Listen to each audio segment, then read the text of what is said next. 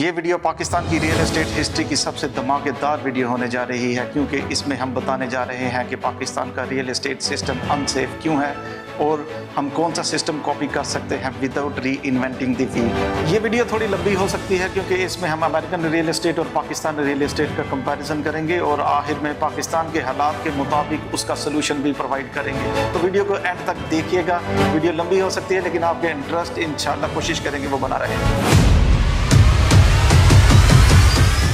ये वीडियो आने वाले 50 सालों के लिए मिशले राह साबित होगी, क्योंकि इसमें दी गई सजेशंस को नज़रअंदाज करके कोई भी इदारा या कानून साजी पाकिस्तान में मजबूत रियल एस्टेट सिस्टम नहीं बना सकते। तो आइए सबसे पहले पाकिस्तान के रियल एस्टेट रेगुलेशन फ्रेमवर्क को समझते हैं। इस वक्त पाकिस्तान में मेजर 5 रेगुलेटर्स हैं, जिनमें development authorities, SECP, FDR, provincial cooperative housing societies और लोकल लॉज शामिल हैं। डेवलपमेंट अथॉरिटीज़ जैसा कि आप जानते हैं LDA, CDA, KDA, FDA, MDA ये हाउसिंग स्कीम्स को अप्रूव करती हैं और इनके लेआउट प्लान्स को अप्रूव करती हैं, लेकिन इनकी इन्फोर्समेंट आपके सामने है। SECP real estate investment trust, जिसको रीड भी कहते हैं। रीड पे हम आपको एक सेपरेट वीडियो बना के देंगे कि ये होती क्या है, किस तरह से काम करती है, लेकिन यहाँ बस ये बताते चलो कि रीड्स को और प्राइवेट और पब्लिक लिमिटेड कंपनीज को SECP डील करती है और इसका एजेंट्स पे, ब्रोकर्स पे और हाउसिंग स्कीम्स पे कोई कंट्रोल नहीं होता है। FDR ये टैक्सेशन के निज़ाम और प्रॉपर्टी वैल्यूएशन टेबल्स को डील करता है और इसके अलावा एजेंट्स और डेवलपर्स की एंटी मनी लॉन्ड्रिंग को भी कंट्रोल करता है। लोकल लॉज इसमें आते हैं टाउन प्लानिंग एक्ट्स और land registration under provincial revenue authorities. लेकिन इन सब के होते हुए भी पाकिस्तान की रियल एस्टेट दर्ज झैल मसाइल का शिकार है। No unified real estate regulatory authority, no licensing requirement for real estate agents. Pakistan में रियल एस्टेट एजेंट्स की क्वालिफिकेशन सिर्फ और सिर्फ एक विजिटिंग कार्ड है, इसके अलावा कोई क्वालिफिकेशन नहीं चाहिए पाकिस्तान में रियल एस्टेट एजेंट बनने के लिए। तेज़ी से फैलते हुए fraud, housing societies fake files बेचती हैं, इलीगल लैंड यूज़ करती हैं, delayed projects, no escrow system, इसकी गैर मौजूदगी में डेवलपर एक प्रोजेक्ट का पैसा उठा के दूसरे प्रोजेक्ट में लगा देता है या जहां जिस उसकी जो मर्जी होती है वहां पैसा लगा देता है।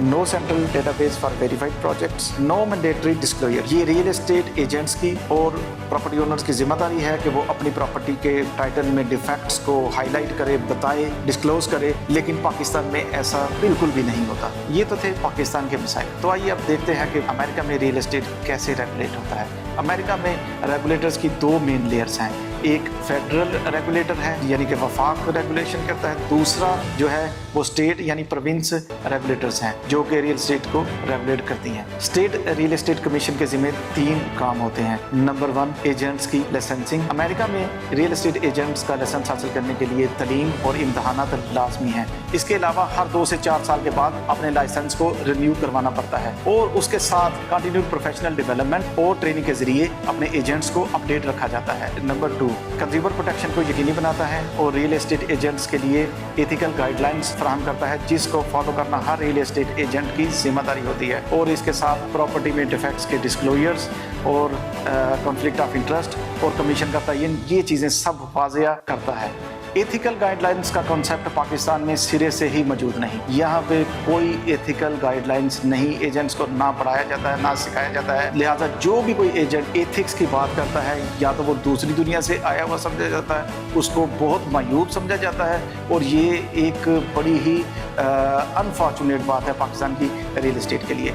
और इसके अलावा स्टेट रियल एस्टेट कमीशन इस बात को यकीनी बनाता है कि जो टाइटल में, प्रॉपर्टी के टाइटल में जो भी कोई डिफेक्ट है और कॉन्फ्लिक्ट ऑफ इंटरेस्ट, जो ब्रोकर का या किसी भी बंदे का कॉन्फ्लिक्ट ऑफ इंटरेस्ट है, उसको प्रॉपर्ली डिस्क्लोज किया जाए और इसके अलावा कमीशन जो है वो साफ और शफाफ तरीके के साथ लिखी जाए। नंबर 3 है पब्लिक रिकॉर्ड। कमीशन के पास licensed verified real estate agents की मुकम्मल लिस्ट होती है और इनके खिलाफ डिसिप्लिनरी एक्शन की भी मुकम्मल तफसील मौजूद होती है। स्टेट्स का तो हमने देख लिया कि ये कैसे रियल एस्टेट रेगुलेशन को डील करते हैं। आइए अब देखते हैं कि वफाक यानी USA फेडरेशन कैसे रियल एस्टेट को मैनेज करती है।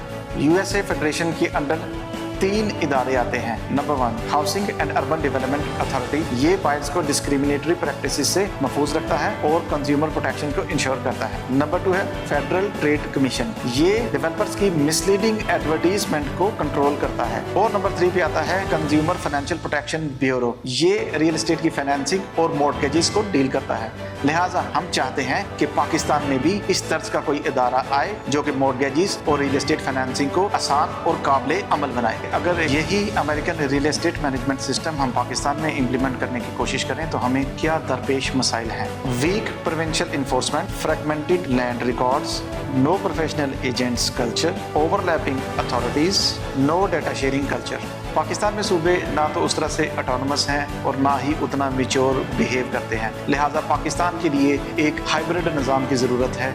इस हाइब्रिड निज़ाम में वफाक एक फ्रेमवर्क देगा और सूबे एग्जीक्यूशन करेंगे। लिहाजा वफाक के ज़िम्मे ये काम होंगे to set minimum national standards, draft model rules जिसको सूबे फॉलो करके उसके मुताबिक अपने कानून साजी करेंगे। मेंटेन नेशनल डेटाबेस, उसमें लाइसेंस्ड एजेंट्स होंगे, ब्लैक लिस्टेड डेवलपर्स होंगे, वेरीफाइड प्रोजेक्ट्स होंगे, ये नेशनल डेटाबेस होगी सारी।